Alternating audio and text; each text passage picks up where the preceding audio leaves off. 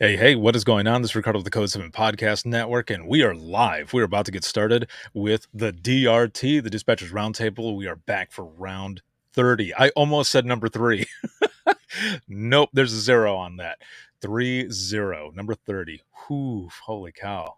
There's been a lot of them that we've been doing. But first, as always, a word from our sponsors. At InDigital, we know that public safety professionals hold themselves to a high standard. In fact, standard doesn't do it justice. In over 25 years working alongside you, carrying millions of calls over our IP networks, your dedication has inspired us. That's why our ESInet goes beyond industry standards, not only I3 compliant, but designed to adapt to future development for a network you can count on when it matters most. Learn more at indigital.net. Here in Greenville County, we have 8 different places where a 911 call can be answered. It is the largest county in South Carolina. It's a challenge. The type of information that a telecommunicator gets from Radius Plus is location-based technology. You can see where the caller is, if they have a medical issue, if they speak a different language. They're immediately able to text to that caller in their native language. It reduces response times because it immediately gets first responders where they need to be. Carbine, it's multimedia. You can get text, translate to whatever language, getting away with the legacy equipment and going into a cloud-based solution. It's the first time in U.S. history that we have an EZNet through cloud-native call handling. As a police officer, to have the victim go video, that's unheard of. You're getting upgrades every month, not every year. To schedule your free Carbine demo, please visit carbine.com/WTT. If Within the Trenches has ever taught you something, open your eyes to what it is like to be a 911 dispatcher, or has inspired you to become one, then help support us and join our Patreon. Get exclusive bonus content, one-of-a-kind swag, discounts on merchandise, ad-free early access to new episodes, and much more. To join, please visit patreon.com/WTT podcast. And if you're an industry partner, we have something for you as well. And now, for the show. This is Jordan, and you're listening to the Code 7 Podcast Network.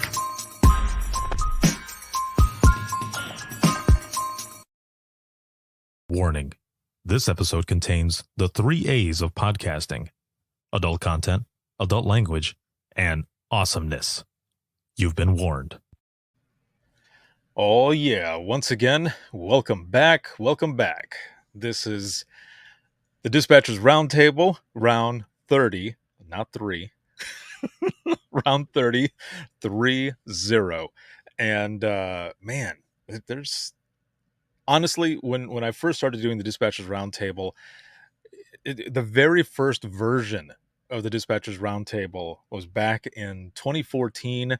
And I believe it was episode 43 of the Within the Trenches podcast. It was the first time that that I'd ever done this. This was just an idea to bring people on and share opinions and have discussions on different topics that had to do with 911. Now, again, this was in 2014. And even though it doesn't seem that long ago, it's it's 2014. The internet was good, but not as good as it is now.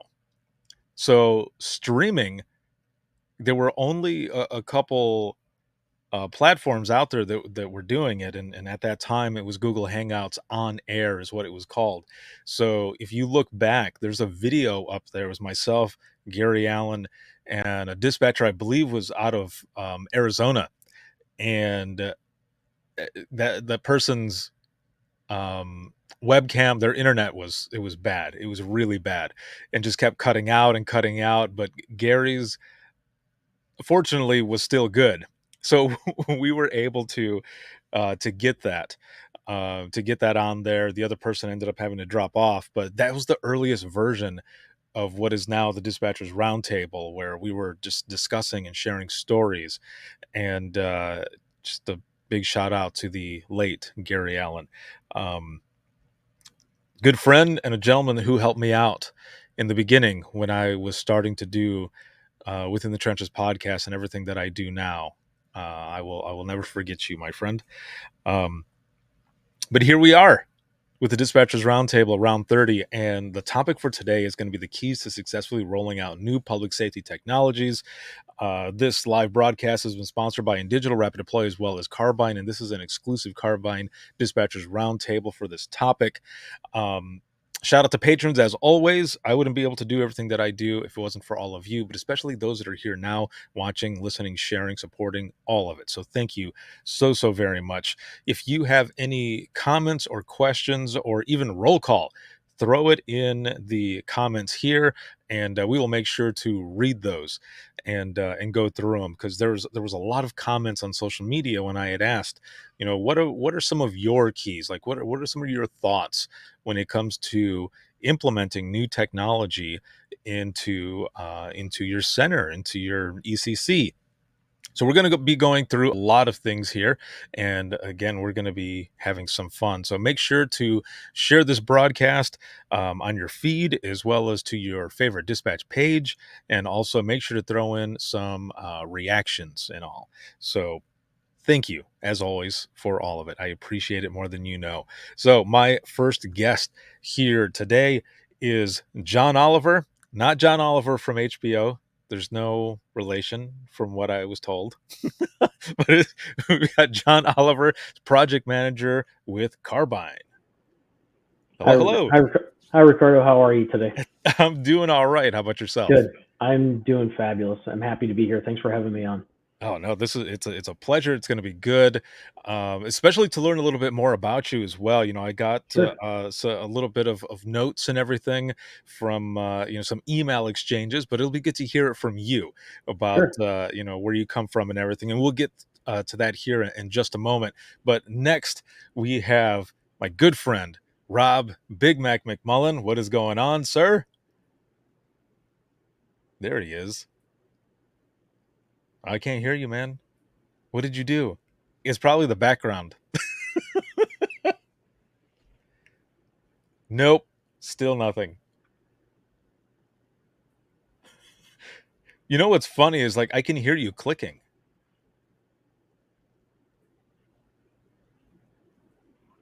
Yeah, man. I don't know. This is what's fun about being live. Oh, here's Roxy. Rob definitely does not live there. What the hell? Oh, there he is. Okay, now we can hear you. Hold on. Like, You don't know that is not Roxy. You don't know that's not my palatial estate with my awesome piano skills in the background and fireplace. this is very true. For those who are watching and listening right now, you have not seen anything until you have seen Rob at the dueling piano bar in Terre Haute. It is the Yes. most amazing thing. Yes, it's quite entertaining. We'll just have to wait for some day that maybe I can show everybody. It'll be in a video where it's showing you, and then then it shoots over to someone else's hands. Yeah, definitely. You never see the hand; you just see me. Yeah. That's funny stuff. Well, welcome, dude. Welcome back. Always love having you on. And you and I have known each other since that first Long time. national conference back in 2014 as well. So this is going to be good. I'm excited, but I want to start with John and learn more about you. So an introduction from you, please. What is your Sure. background? So right now I live in Eastern North Carolina, and I'm a project manager for Carbine. And I started my career with Carbine back in October of last year. And prior to that, I'll go back 25 years. So in 1996, I joined the Colorado State Patrol. So I was still going to school full time as a college student, and I quit school to be a state trooper. And I had, from 1996 until I retired last year, I had all kinds of various experiences. I worked patrol. I was an FTO in the field. I was a IT operations manager for a while. I worked down at the state capitol and Capitol Security. So I had some experience down there with the legislature and the governor's office. And I was the IT operations manager for the state patrol for a while. Kind of came in and was part of some CAD upgrades, some RMS upgrades, rolling out some new MDC technology, things like that. So there was a lot of technology focus there in that part of my career. And then after that, I was a task force officer with DHS ICE for a while, doing immigration enforcement, and then doing human trafficking work with the FBI. After about 8 years of doing that, I decided that I needed to kind of downshift a little bit and focus on my family. So I went to work in our internal affairs department within the State Patrol, and I was a polygraph examiner. So if you have any polygraph questions, I'd be happy to answer those off air. I'm not going to talk about them on air, but if you have polygraph questions, I'm always up for a good polygraph question. But after internal affairs, I went back to our communications branch, and I was the project manager for a last CAD upgrade that the Colorado State Patrol did. And then I had the amazing opportunity to work with some awesome people. And I was the deputy director of emergency communications for the Colorado State Patrol. And we had 5 different call centers around the state. 3 of those were primary 911 PSAPs. 2 of them are soon to be secondary backup PSAPs. And then we had a emergency call center that was down at the state capitol. So we had 6 locations. 5 of them are fully staffed PSAPs. And that was a tremendous opportunity. And I want to give a shout out now that we're live to all the people in Colorado and the Colorado State Patrol that really helped make that such a rewarding experience for me. But just the incredible work that they do day in and day out in such a challenging atmosphere. Oh man, that is amazing. Like you've got experience like that's awesome. I could not have done any of this without the support of my family, my wife, and my kids. They did all of the things that I missed while I was working and going to school. During that whole time, I finished my bachelor's degree, and I just graduated in May with my master's degree in business. Oh man, well, congratulations. I know how that can be. When you're working full time, also you get your family and everything, and then you're trying to go to school and stuff. I was the same way, being in dispatch, working 12, 16 hours and going through. And what is this? I'm not laughing about your stories, but it's the comments from Love Ben. Yeah, let me delete that there. Every so often there will be some trolls that come in that are really just bots. There'll be bots that end up coming in and stuff and Oh add Christ, that was funny. crap comments. So I'm glad I have the ability to take that out of there. If that comes on again, person or bot, I'll have to ban you from it. Oh, there's always a troll, man. Sheesh. So either way, it was working 12 to 16 hours and I ended up getting 3 different degrees during that time, but man, it was something else. There wasn't a lot of sleep going on. So I definitely understand, needing that support from family and friends and everything when you're going through it. Now, before we get to Rob here, I do have a quick question though. What were some of the things that you learned, or that you just found that was, I don't know, just maybe like great with the folks that you worked with, when you were deputy director and you had all those dispatchers and everything? Like, what were some of the things that you learned that maybe you didn't know before? I think one of the really valuable things was it gave me an opportunity to see what it is that they experience and that they go through.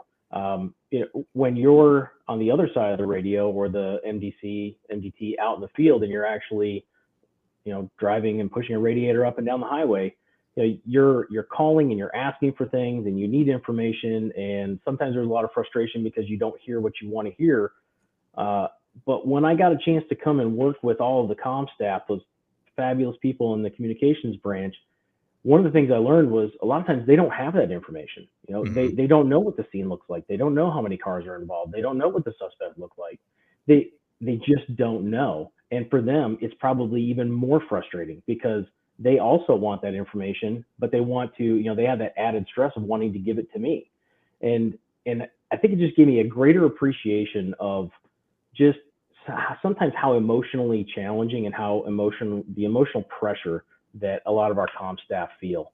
And then you add in new technology, which is what we're going to talk about today. And that adds a whole nother layer of complexity, because with new technology, we always assume that we're going to have all of this greater clarity and things are going to work so much better. And sometimes there's a lot of a learning curve. There's a lot of kind of just changing your processes and changing your habits and routines, and those things are not easy. It really gave me an appreciation for what they deal with, and it helped me kind of act as a mediator between our comm staff and the troopers out on the road, and sometimes the other agencies that we dispatch for, just to kind of, we would get complaints from one side or the other, and it would help me mediate between the two and say, you have to understand all the things that these communication technicians and officers are doing, and you have to understand that sometimes they don't have immediate answers for you. So it just really helped. It really helped kind of bridge the gap and make them feel like they had an advocate. Yeah, that is good, because I remember, and we'll get into this as well, but I remember being in dispatch during some of that technology that was coming in, because we had an old CAD system, like command line. It was a lot of command line stuff, and it was just black and green. There was nothing else. And when we were going through that whole process, nobody likes change, but also when you're not really told until the time that it comes up, then it's even worse. Especially if you have somebody in there who's teaching you, who has never done what you're doing before, then it makes it even more hard. And Most again, definitely. we'll get into that here in just a moment. Before we get to Rob here, getting attacked by like bots and everything, so I am blocking as many of them as I can. One of them popped on the screen there for a moment. But yeah, for some reason Facebook has been hitting me with some bots here in the comments. So I did put in there, if you have any questions for the panelists, please add them. So I wonder if that was a trigger for some of the bots for some of these crap comments to be coming in here. But I am trying to block as fast as I can, and if there are any others on there, well, we'll figure this out. So You're Rob, doing a great job. You're doing a great I'm job. trying. I got to multitask and everything. I got to bring back my dispatch skills. So Rob, your introduction, please.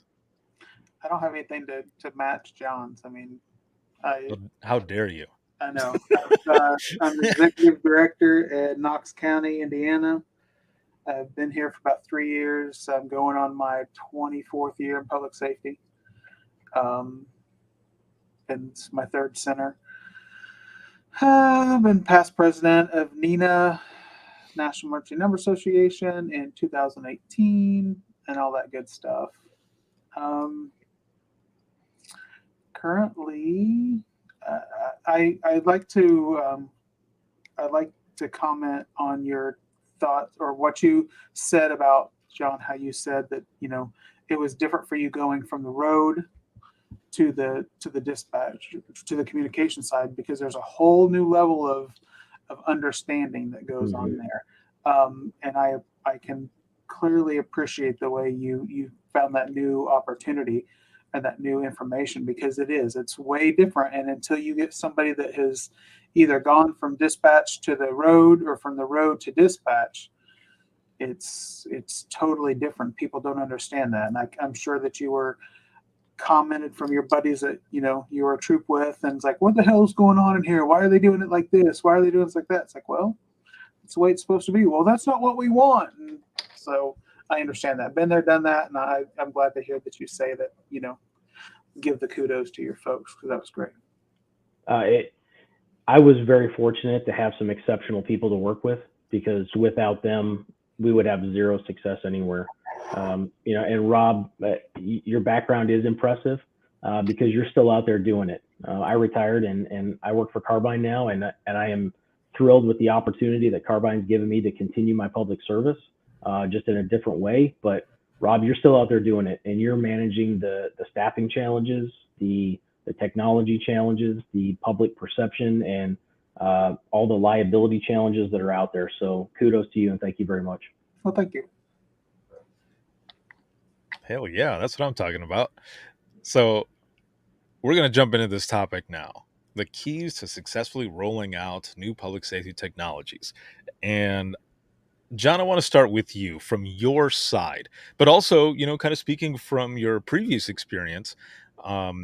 you've got this project management side as well. When we talk about implementing. So this is what I want to jump into from your side first, and then Rob, you can jump in as well. We'll both kind of jump in as he's explaining it and all, and then Rob, I want you to explain your side too. But John, what are some of those keys to successfully rolling out new public safety technologies, in your opinion, but also some of the ways that you all do it when you're talking to different centers and they're thinking about, or even actually going through and making this change? Because we all want to work together. We want to make sure that it is as seamless as possible, right? A smooth transition from one piece to the next, and sometimes there's some growing pains, right? So Yes, what are your sir. thoughts? I was really right before we did this. You sent over some of the comments from social media, and Mr. Flanagan from Pitkin County, some of the things that he talked about, and Miss Van Gertie. Those were things that through hard knocks and making some mistakes along the way on smaller technology projects that I kind of learned. It's just that communicate, and even at the risk of over communicating. Um, it's just it's so important that people feel like they understand where things are, where they're going, and that they have a grasp on where they've been, so that you can lay out that vision for them going forward. And I think that, I kind of wrote down like four steps or four keys, which really are kind of in all of these comments that we're going to talk about today. But I think the first thing, that to any successful technology project or any successful endeavor that a PSAP manager is going to take on is leadership, and it's leadership at every level. I think that there's this perception that the PSAP manager has to be the only leader, and that's not the case. It's something that through all of the APCO and NINA and FBI LEDA training that we send all of these people to empower them and enrich them and make them better, it's that there's leadership at every level. If you're a brand new comm officer, you can lead. And if you're a supervisor, you can lead. You can lead up to your manager, and you can also lead down, and you can lead across to your peers. And I think that, every person needs to ask themselves, what can I do to make this project better, to help my boss, and to also help my peers? If you can answer those three questions, what can I do to make things better? You're going to set your manager up for success. You're going to set your peers and your center up for success.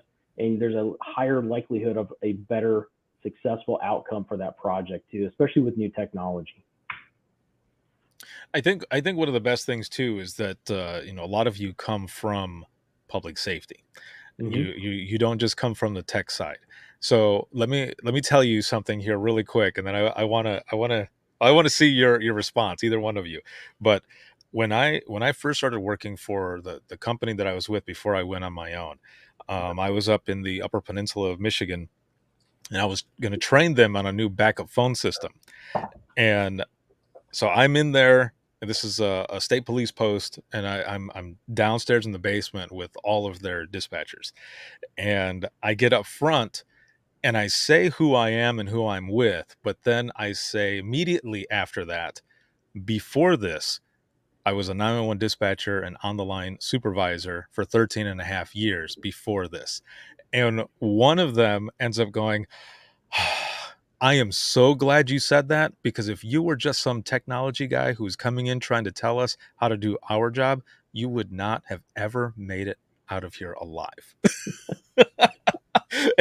and I was like, okay, all right, well, I'm glad. And they said, you get it, right? Because you come from where we come from, so we can relate, and you're going to be able to teach us in a way that we can really understand, and you're not trying to tell us how to do our job and not knowing how to do it. So what are your thoughts on that when you're coming in and you're doing project management for different projects and different centers, implementing new technology?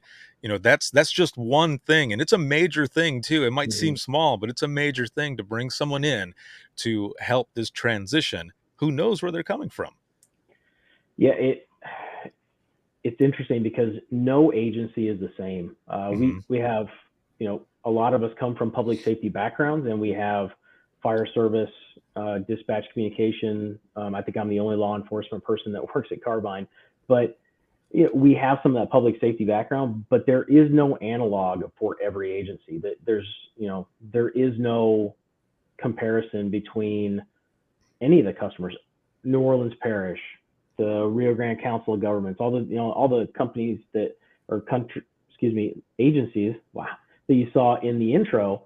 None of them are the same. They're all different, but they do have a couple things that are the same. Is they have leaders who are finding a technology challenge that they're trying to fill the gap and improve service for not only their communities, but to also make their job better for their employees and make them more efficient. And I think that understanding where, kind of having some empathy for where they're at and what they're going through, helps me kind of predict and be proactive and offer things to them. Say, I'm looking at your operation, and this is something that I had to deal with before that was similar, and maybe this is something that you can talk about, or maybe this is something you can use, or maybe this is a tactic that this one of your supervisors who looks like they're really chomping at the bit to help you out, maybe that's something that they can help you with. And as a project manager, that's my job, is to be proactive and to look at ways to help mitigate risks and to also make projects successful before problems arise.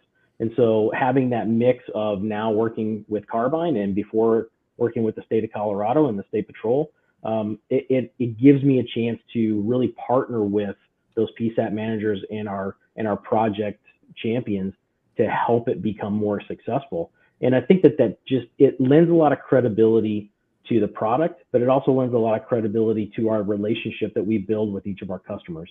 And it makes that bond a lot closer. And if I can help that champion and that PSAT manager or that supervisor all the way down to the first comm officer, if I can help them be successful and to build confidence and competence in what they do, but also confidence in their leadership, then I think that that's a value add.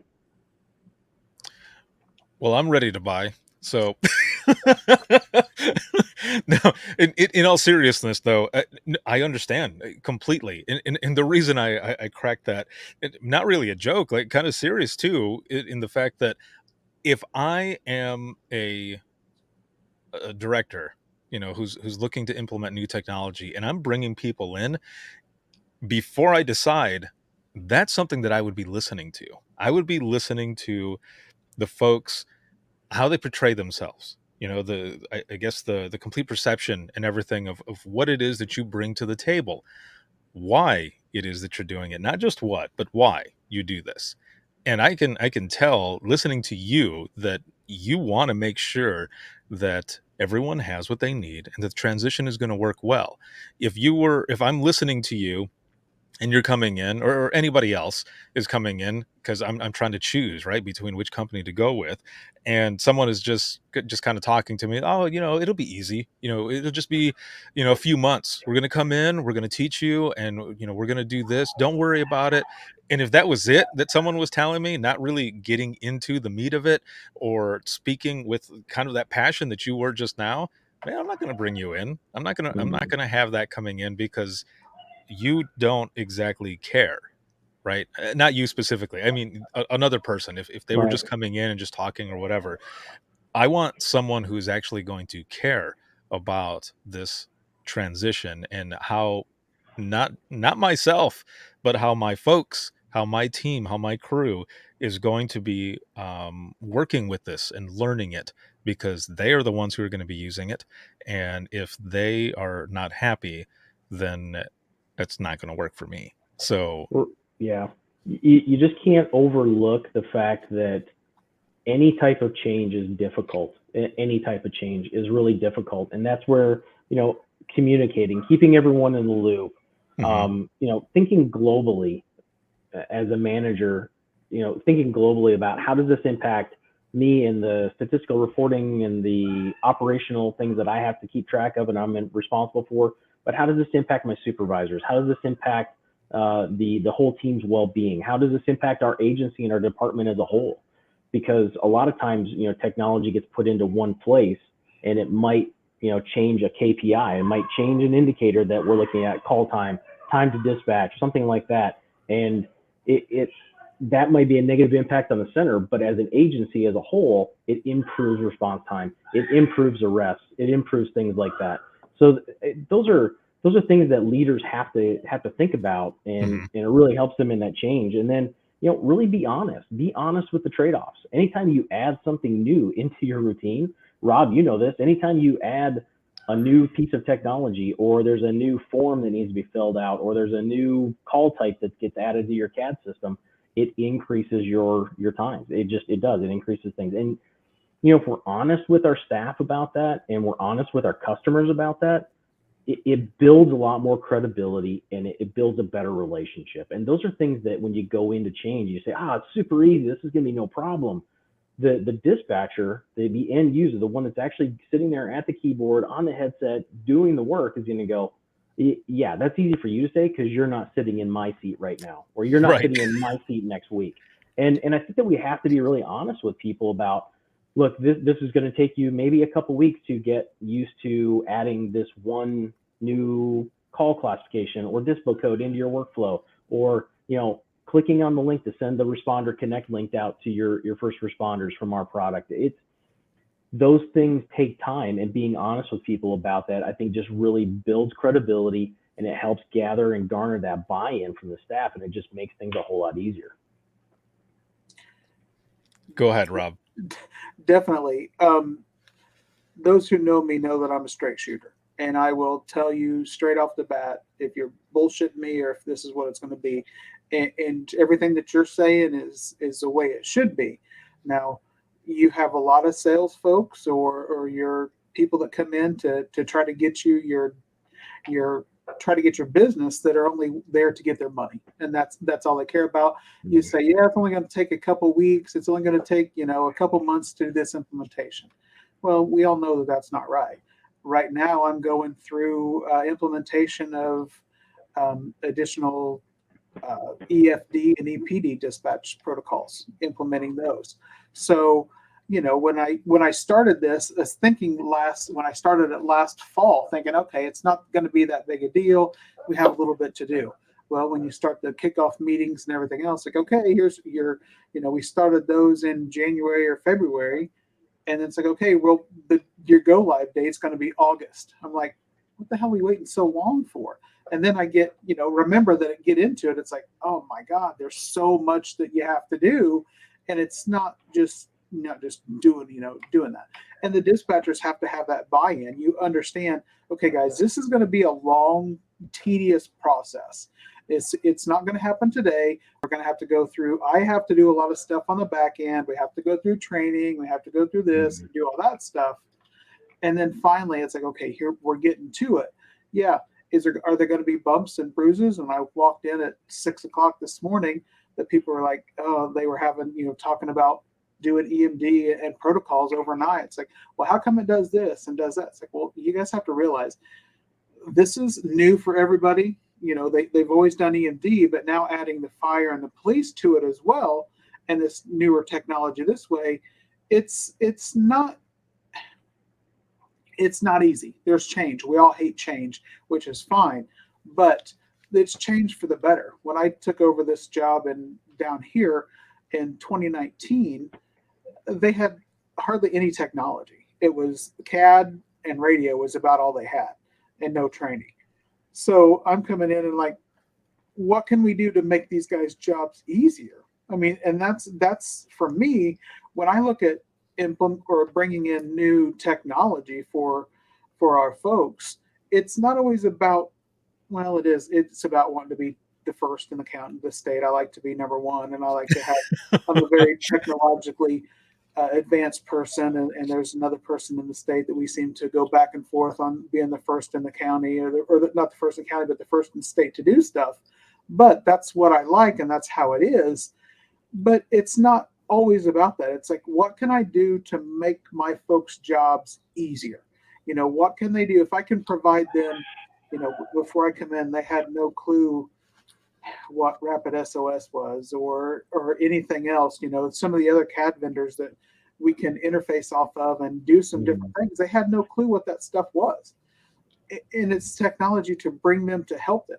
Smart 901 and our Q-Hit, oh shit, the Q-Hit survey project that I'm doing, and just different things like that to build morale and to make their jobs easier to get them recognized.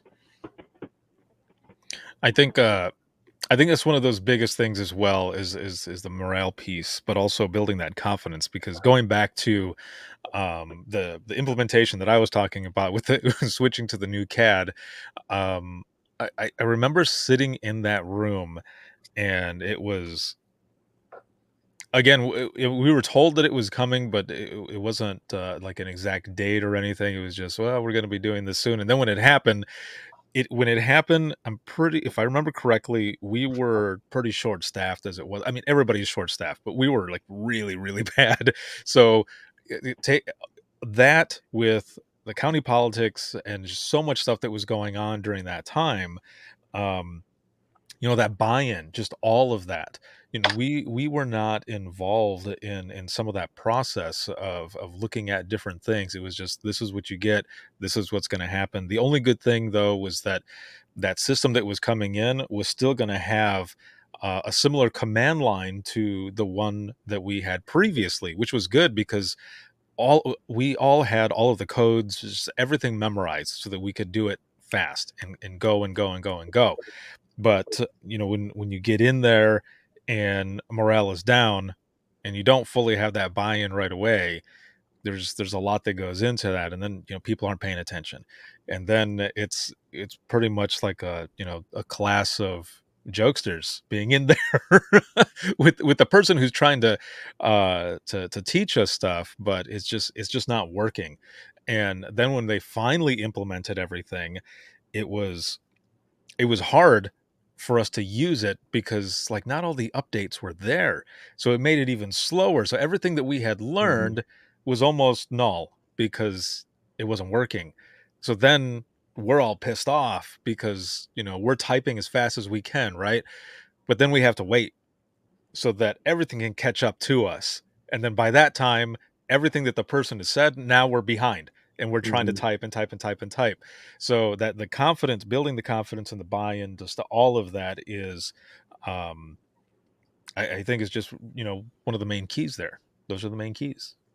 Yeah, and you guys are talking about new technology coming in, and people are asking like, why doesn't this work, or how does that work? And you think about in public safety as a whole, and not just in law enforcement or not just in communications, but you think about how do we train people? We train people through stress inoculation. We train them through repetitive actions for worst case scenarios, which kind of ingrains into us this catastrophic thinking where every 911 call could be a mass shooting, whether it's a school mass shooting or a public something like that, or a mass casualty event, or it could be someone who's fallen and they can't get up. Mhm. And we don't always train for the mundane or the typical. We always train for the low frequency, high liability incident. And when you introduce a new technology, because we train that way so often and we have to, we as leaders and project managers and peers, we miss the opportunity to point out how things work on the day to day. Like, look, this new piece of technology may help us catch a porch pirate that's been ravaging a neighborhood and stealing every Christmas package, Grinch around Christmas, Yeah. as well as giving us real boots on the ground, tacit information from a really important critical incident. You look at all of the things that have happened with, there was a train derailment just this week out in Mhm. Missouri, and there were some casualties and there were a bunch of injuries. And some of the pictures that people were seeing on the news were live video from people that were on scene. Think of how valuable that would have been to a first responder who had that video to actually get a picture of, okay, the train is derailed and it's off on the left side of the track. I don't know which direction it's going. It's off on the left side of the track. Right. That's an important thing because that's blocking a road that I would have used to access that. Versus, or this person's trapped and I need more than just a fire rescue truck, brush truck to go put out a fire. I need a heavy equipment truck to come extricate somebody.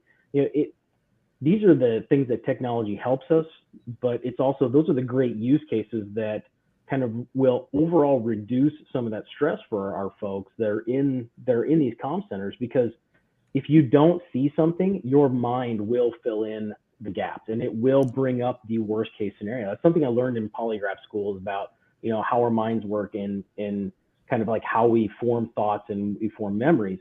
And without that visual cue, you will fill in the gaps and you will automatically think of the worst case scenario, because that is historically how we train people.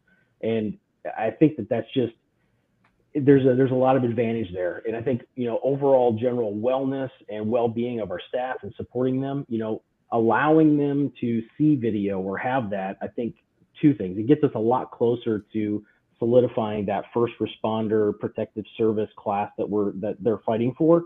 But also, I think overall it can reduce their internal stress level, because now they actually see what is happening. They can provide much better, much more clear information to people. And that's video. That's just one component. And that's part of the Carpine Universe and Apex product. But just technology as a whole, I think, leaders, we can do such a great job in leading this change and bringing this in if we show this is the day-to-day use case, the high frequency, low liability success story that you're bound and determined to have, and prepare them for that low frequency, high liability event as well. Now, Rob, in reference to everything that John has just said here, and I want to get your opinion on this as well. My thought is that some of these use cases, John, that you mentioned, these can be used during the beginning of this process for that buy-in, right? You can definitely use it for the buy-in to be able to let people know, look, I know you don't want this change. I know that change sucks. However, let's think about some of these incidents. Let's think about, and then use case and mention it, talk about it, show it, whichever. And that, for me specifically, if I think back when I was in dispatch, if that is how that new tech would have been promoted to us or brought up, I would have thought, hell yeah, well, let's do it. If it's going to help me do this and that, I'm there. Let's do this. Versus, hey, you need to be at such and such room at 2 p.m. because you're going to learn about this new thing that we're going to do, whether you like it or not. And like John said, was talking about that train derailment in Missouri. I mean, that's great. That's fresh with a lot of my folks here in my center, because we've all just completed our EFD certification. So you're thinking, okay, this train has derailed on the, you got video. Okay, it's on the left side, on the right side. Okay, so now we're going to have to figure out how we're going to get. We don't necessarily, if this train is 2 mile long and it's on the left side, we can't exactly pull people up out of the train and across the tracks and go, try to put them in an ambulance that's coming in on the right side of it. We can't do that. So we have to see, okay, where it's at and look for technology ways, whether it be in mapping or AVL or whatever it may be, to see, okay, where's the closest intersection to or crossing that I can get around this, or how I can get into to butt up right next to the train to offload these patients that we may need. Or I saw that they were bringing in 8 or 10 helicopters from all across the state the other day for this, and that's classic information to have there too, because they probably couldn't get some of their responders to get across the track in some of these critical patients, so they had to bring him off onto helicopters because it was easier to get them loaded and get closer to it. So if you have these real life cases like John said, this is what it is, it's much easier to get your folks to buy in on this technology.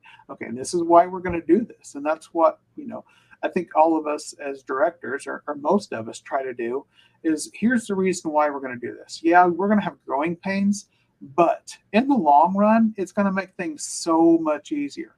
Upgrading your CAD from a DOS-based CAD to a Windows-based CAD, everybody's going to hate that, or that they love the command line. Well, a command line CAD is like archaic, and people do that. But now people, you get the younger people that are trying to work on a CAD and that don't understand the command line that you had, Code 7 boy.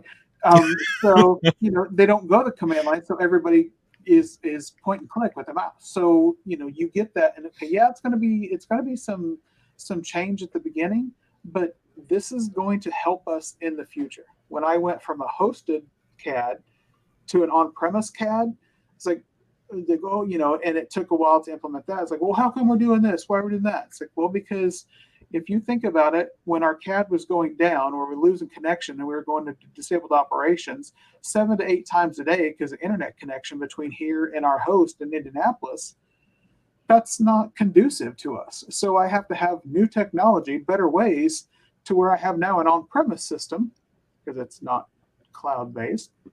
So I understand that, but it's got to be hosted or it's got to be an on-premise system. So therefore, we're not traveling through data going from here to Indianapolis. Why it seems like it's not that big a deal through data, but it still takes, how many hops does it have to take here to here to here to here to here, and how many cuts is there that can do that?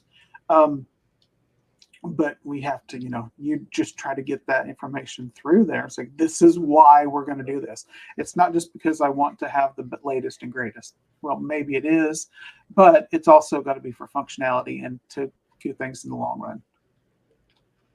What are some of the other things, Rob, that you do to kind of prepare your folks when it comes to new technology? We talked about this buy-in and everything already, but what are some of the other things that you do to um, get them ready?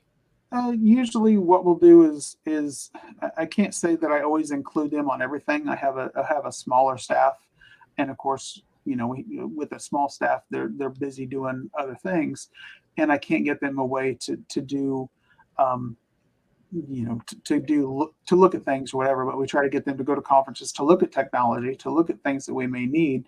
But as I'm looking at things, I will push out. I'll explain to them what's going on. Hey, check out this website, check out this video, see what we do, and then just kind of talk to them and get their feedback and see, hey, is this something we possibly would need? Some things I like to do that doesn't really as much things that we can do in the background, so they don't really have to do anything with it towards new training that they have to see. It just automatically comes into it and it just is presented to them. I like to have that too. But if it's something that we're looking to adopt or it's pretty big technology, then we talk about it and I discuss it and get their feedback and see what they think about it. Sometimes we can do that, sometimes we can. We have the luxury, sometimes we have that luxury to really push it out, and sometimes we can't do that because if you leave it to your staff, if you have a large group, like at the state patrol where you have a huge amount of dispatchers, you can kind of pick and choose your CTOs or your supervisors to do that. I have a staff of 12. So, it's not a huge staff to be able to do a lot of that. And then you have them that nobody's going to ever agree on what you want to do because they don't want to change. You've got your 3-month dispatcher that's like, yeah, I don't care, whatever, just bring it at me. And then you've got your 13 to 20, 25-year dispatcher that's like, oh, I don't want to do anything else. All I want to do is come in Monday through Friday, take my calls, and go home. They don't want to have to deal with anything else. So you have to pick where you want to go. Right. It's funny though. Some of the more seasoned ones are the ones that sometimes surprise you. And just for example, when I was working with the other company, I had traveled down to West Virginia, and we were there, and I was training their entire staff on the text for 911 platform. Excuse me. And I remember the training coordinator at the time. I'm not sure if this person is still there or not because it was a while ago. But I remember this person just kind of pulled me to the side and chuckled a little bit and said, "I'm not sure how this is going to work for you." And I thought, okay, what do you mean? And he goes, well, I think, the younger generation that's here, because everyone, is texting and stuff, they're going to love this even more. But, the more seasoned folks that we have, they don't like change, man. They might, you're going to have to really work with them. I was like, okay, well, it'll be fine. Don't worry about it. And in fact, it was reversed. It was the younger generation that was there that was like, nah, I don't really like this. I don't know if I want to do this. And they were kind of nervous that there was going to be so many, just like prank callers and everything else, that it was going to be the same thing with texting. And the more seasoned folks, they were loving it. They were laughing and having fun with it. And I'm standing there as I'm teaching them this, and they're having such a good time. I remember looking at the training quarter, and he just goes, "Well, I don't know." But it's different. Sometimes you'll be surprised, Not but very that's often, good. but there is times where you get the crusty experience, folks. It's like, this is cool. I get this, and other times it's like, no, I hate this. This sucks. Yeah, and I'm sure, John, you kind of found that in your experience as well. Then, Yeah, it is. It's a lot of times those people that you think are going to be the tough nut to crack actually are the ones that will help you crack into the group, yeah, and they will. And I think you just have to be open to that and be ready to do that. And I think that just being open and honest with people, Rob, just like you were talking about, just tell them, say, look, this is going to be difficult. There will be a learning curve. This is, you're going to see, there will be mistakes. One of the things that was brought up in the social media comments that we were talking about prior to this was that, look, there's going to be bumps in the road. There will be mistakes. There is a learning curve. And, I think that the folks that work in communication centers, and Rob, especially in your center, they have a very high standard for themselves. And because they have that very high standard and they understand the intensely important job that they do, they are very, very afraid of failure. Exactly. They don't like to fail. Because to them, failure is someone getting hurt, a call being missed, a warrant not getting entered correctly, and then someone gets hurt in a follow-up domestic. I mean, those are all of those worst case scenarios that play into that real high level of anxiety that a lot of the staff have. And I think that, if you can harness that, and as a project manager coming in, and, our customer success managers who are training these folks, they understand it's like, look, you're not going to do it right the first time every time. And that's why we train, and that's why we do these things, and to have a little bit of a sense of humor. And I know that sometimes within communications and law enforcement and public safety, our sense of humor can be a little dark, and that can be a little off-putting to people. But I think that, understanding that these are human beings that we are and they are, and you have a little empathy for them and training them that you can bring that anxiety down, and it can really help you out. It's funny that you talk about we're kind of scared of failure. So this really isn't technology, but tomorrow night at midnight, we switch over to a new EMS provider in our county that we've been working on for the last several months. So we're getting ready. That goes into tomorrow night at midnight. We had our open house for it, or the ribbon cutting yesterday. It's like, everything's good. And I'm like, I am nervous as hell for, not right now, but for tomorrow night, Thursday night, 11:55 p.m. It's like, why? So what's going to happen? So I don't know. Anything could happen. This weekend, we had a Frontier and a Verizon outage that took out 8 PSAPs in southern Indiana. So, and that was out for 36 hours. Luckily we had our backups, our Mevo system, to where it works seamlessly like it should. Thank you, in digital. But that's how that goes. But I'm worried that, and I'll be here tomorrow night at midnight for this to go live, just because. And the EMS director's like, Rob, don't worry about it. What's the worst that could happen? I'm like, radio failures, technology failures. This, we don't get everything that, and that's, it's highly unlikely that that's going to happen, but that's on my head because that's a failure. So therefore, we've been dealing with this for the last several months, trying to get up to it. Now's the D-Day, and I'm like, what aren't we ready for? What can happen, and how is this going to make us look like shit? Because everything's not going to work right, and it's going to be, well, how come you didn't do this, and how come you did that? It's the failure. Don't like the failure. Yeah, so I added what you said into the comments here of what's the worst that could happen. Dude, that's like tempting fate right there. Right, That's right. like saying the Q word in dispatch and everything, goes to hell. So my thoughts will be with you Yeah, thanks. tomorrow at I'm sure at you'll be that awake. time. I'll probably call you. Yeah, I'm sure. Yeah, I'll be awake, dude. You can call me. but but yeah, I mean that's definitely like the tempting fate there and everything. And it's that the way you were saying it, it was almost like Y2K, if you remember back when Yes. everybody was freaking out. Right. Are all Oh, the computers going to quit? Is all the CAD going to shut down? Will the oh, radios work tomorrow? Yeah. Yes, exactly. Was in dispatch at that time too, and I'm like, well, Yeah. what are we gonna do? It's like, oh my god, everything's gonna blow up. But that's like the way I feel tomorrow night. It's like, oh my god, there's so much left to do, but I can't do anything. And it's like, well, Hey, why are you going to be there? It's like, well, I'm going to make sure that we got to make sure radios work correctly, like they mhm. already are. Then I got to make sure the case numbers roll over, CAD works correctly, locate. It's like, oh, there's just a lot to do. Rob, I can tell you, and it may not help you sleep better, but I can tell you the worst thing that could happen is that you didn't think about those things, that you're not going to be there tomorrow night, and you're not going to be the person to project calm into your center. So that's Yeah. the worst thing that could happen. So by doing all those things and being proactive, you're ensuring that things will go well. Well, I appreciate that. I loaded shit up in the CAD, like the units and everything up in the CAD. Like as soon as we started doing this, I'm like, I've got to get this stuff done now while I'm thinking about it, because if not, I don't want to be doing it at 11:59 because I'm going to forget about it and be like, oh shit, what did I do? Right. Yeah, yeah. Then it's gonna be all chaotic. It'll be chaos anyway. So I want to go through some of these comments here, and we can discuss a little bit. But we've only got a few minutes left here because we've basically gone through some of these already. We were touching on them, going back and forth. I know these first few, we did touch on them, but I just want to read them here because there were some good ones.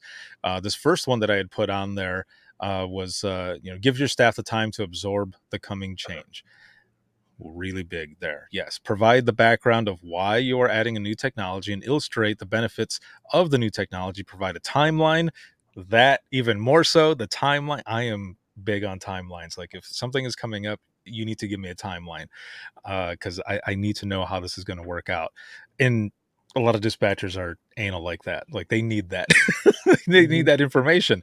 The good pre-live training and a grace period while staff are building their skill set. So I think that was one of the things that was hard for us too, because when we were going through this implementation of a new CAD system, we were in there for a week. So like one half of the staff was in there for a week doing this, and the other half is in for the following week. And then we had one terminal, if I remember correctly, one terminal that was set up for us to go sit at and test, but it wasn't working. So Mm. it wasn't working that well, and I don't remember why. But then it came to go live time, and everyone is just on pins and needles. I mean, literally just eggshells because we were freaking out that this Yeah. might not work, that we didn't have enough time, we didn't have, like this one says here, that grace period. And then there was an addition to this comment as well that said, I would like to add and say that acknowledge up front that there will be stumbles, like you guys were saying already. And this says stumbles and mumbles along the way in deployment. Setting the expectation in advance that everyone needs to have patience with the process is very helpful. And I think that's just another thing, telling everyone. And but see, that's hard too, right? Because we don't always have that much patience. But we just want it to work. But Mhm. we have to continue to work with our folks and let them know, again, this is going to be a process. We got to keep going. Another one here, I think this one was from Roxy, actually. This next one that just says open dialogue. I think sometimes in the race to be first and be the most innovative and tech savvy, we forget to really engage our staff. Talk about it. Show them how it works, dispel any rumors, give them space to express their concerns privately or publicly, and if you move forward, have them be engaged in the process. I would say those are some really good ones right there. Mm-hmm. There was an addition to this that says, I would like to echo what Roxy had said, and the person says communication is key, but specifically from the seat that this person sits in, and this person says, well, I may procure the technology, but I don't necessarily use it. I like to ask the following: is this technology needed? Does this technology solve an existing problem? Does this technology take away any current functionality? And does this technology integrate seamlessly with actual operations? And that's a lot of it. I'm like that person. I procure the technology, but I don't use it because I'm not a frontline dispatcher. Mm-hmm. I sit back here, and it's true. Is this technology needed? Yeah, why we all like to have the Mm-hmm. shiny new objects and stuff like that. But is there things that I could do without right now? Well, yeah, there probably are. But there's other things that, I've had some demos and I'm like, you know what? I'm already doing this with another piece of software and I've got too much stuff going on my plate right now. I've got EFD implementation, EPD implementation, a new EMS system. It's like this doesn't do anything really extra that I'm already getting done with software that I already have. So it's not necessarily needed. Just because it's cool and shiny and it's out there doesn't mean that I have to have it. And they said, does it solve an existing problem? Well, I think a lot of technology solves existing problems because that's why the technology comes out. There's a problem there. Is Mm-hmm. it, what I look at, is this going to make my staff, one, the morale go up like we talked about earlier, and is it going to make their job easier? With the, some of the automatic notifications that go out through the CAT.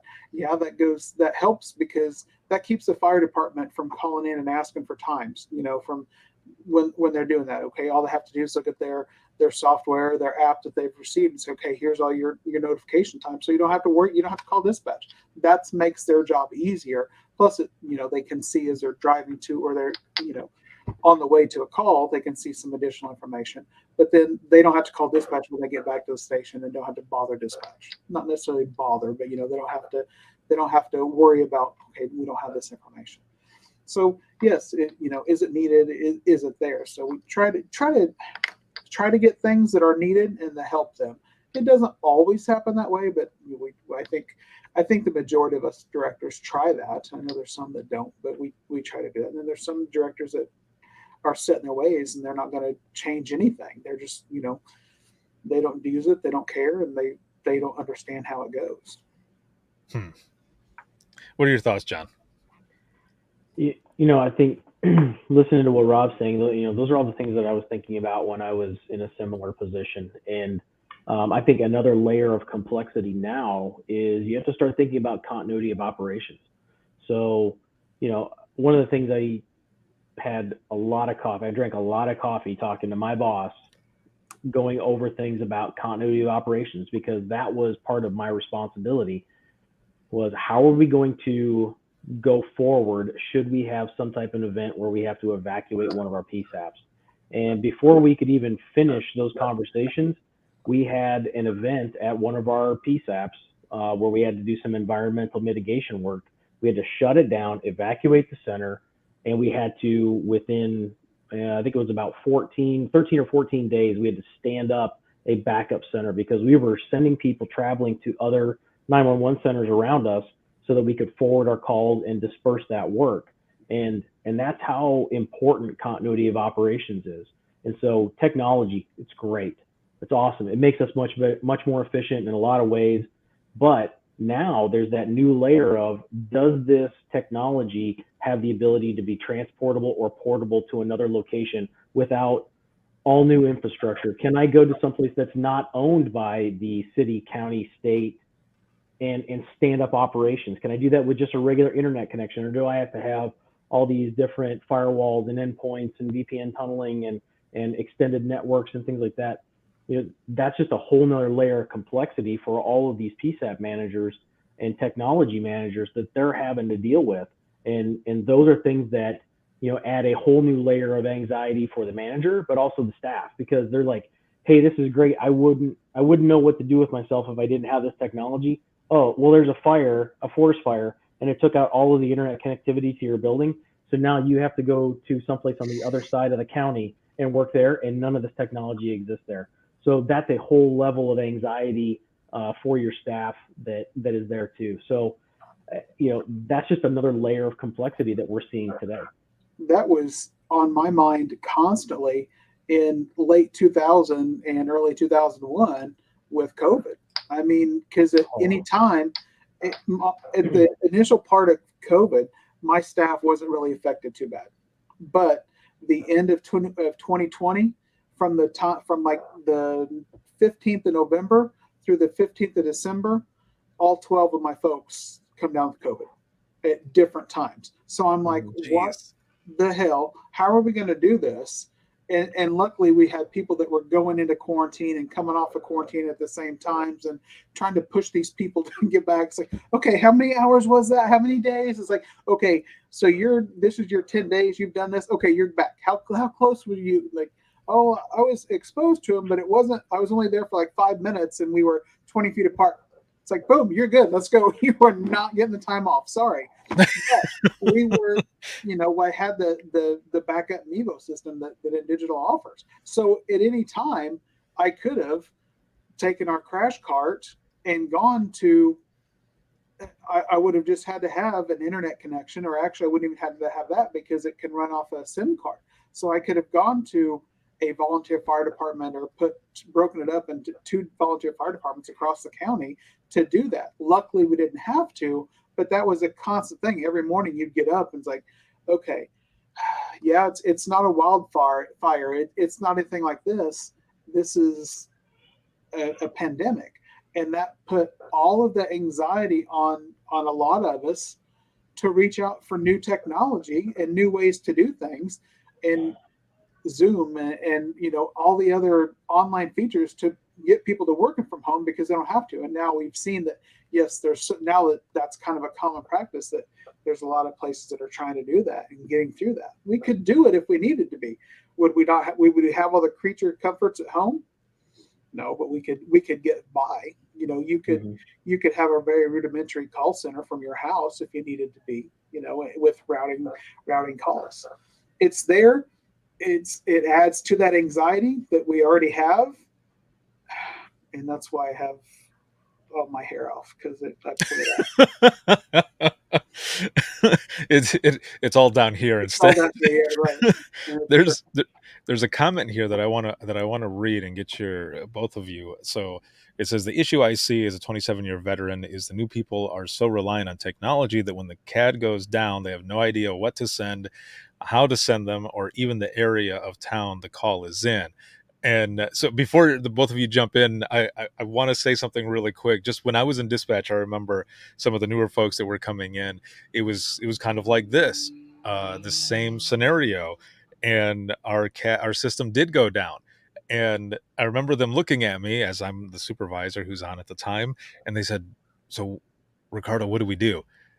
And I said, so you've got this and this, right? Like, this is what you have to do. And they said, no, for real? And I said, yes, everything that is said, your times, you need to write it down so that when the system comes up, we can add it all in. Like, isn't there an easier way? Like, this is the way. That's the way to do it.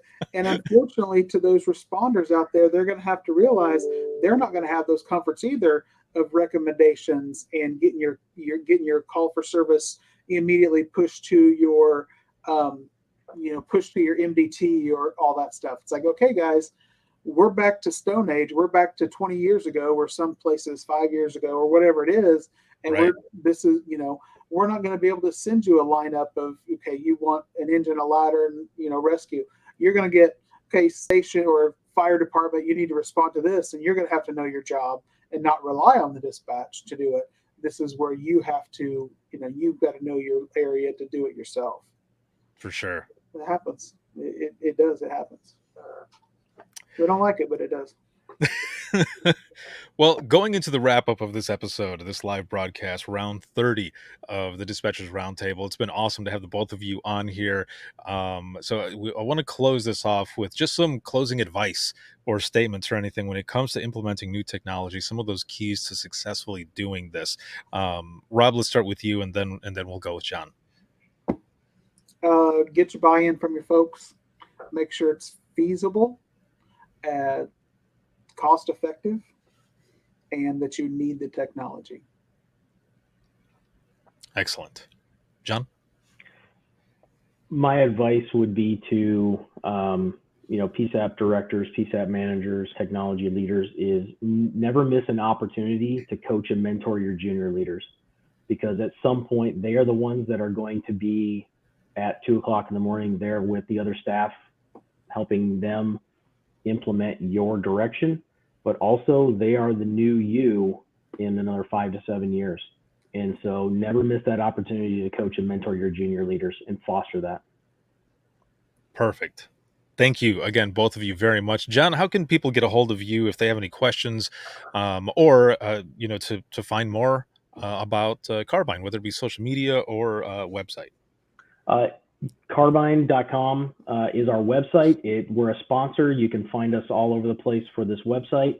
Actually, in the comments, I don't think I can put it in there, but I'm on LinkedIn. So you can search for Jonathan Oliver on LinkedIn.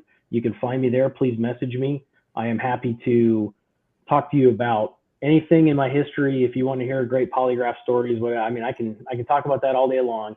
Those are great things that I love to reminisce about and tell sea stories, as my old boss would say. But also, if you want to ask questions about leading through change and leading through these technology implementations, please look me up on LinkedIn. It's Jonathan Oliver, and you can find me on LinkedIn there. I'm sorry, I don't really do Facebook. I'm more of a LinkedIn guy myself, and I think that's just too many years in law enforcement. I'm not a real fan of social media. Perfect. And if you get the John Oliver on HBO, that's not the right guy. Nope. Yeah. Nope. You will know definitely, because it says that I work at Carbine. So you'll know you got me, and it's got a big picture of my mug on the front of it. So yep, that's me. You've not secretly been running Ricardo and I through polygraph, have you? No. I've seen you look down a couple of times. You're not like typing out cues or some thoughts. You're like, this guy's it's like watching our eyes and stuff. Exactly. It's my notes. I'm just looking at my notes. That's funny. I didn't even think about that. Like, yep. It's like he's been staring at our eyes the whole time. He's looking at different facial. Exactly. He's like, I know he's lying to us. Oh, that's hilarious. Rob, how can people find you? Well, I'm all over Facebook. You can Google me. You can find me on some of your other podcasts, but my email is rmcmullen@knoxcounty.in.gov. So I'm there. You can find me if you need to. Reach out to Ricardo. He knows how to get a hold of me. This is true. Well, thank you both once again, and I'll be right back here with the both of you in just one moment. So for those who are watching, if you have any comments, questions, or you have maybe a topic that you want to see discussed, or even join in being a panelist or anything, you can email us, and that's going to be wttpodcast@gmail.com. Once again, that is wttpodcast@gmail.com. You can follow us on Twitter. That is @91podcast. You can like us on Facebook. That is facebook.com/Within the Trenches Podcast. This live broadcast of the DRT has been sponsored by Digital Rapid Deploy as well as Carbine, and this was an exclusive Carbine DRT episode. Thank you so very much. Also, for patrons out there, thank you for everything, patrons. I wouldn't be able to do what I do without all of you, but also all of you who are currently watching and sharing, supporting all of it. Thank you so very much. Also, a perk for patrons only is you get audio versions of the DRT as well as Open Mic Live. So if you want to be a patron and help support us, you can check us out, patreon.com/WTT podcast. This can be seen on Facebook, LinkedIn, YouTube, as well as Twitter. And then for the flagship show Within the Trenches podcast, you can listen 24/7 on Apple Podcasts, iHeartRadio, Spotify, your favorite podcasting app, and withinthetrenches.net. Have a good one, everyone, and we'll see you in the next one.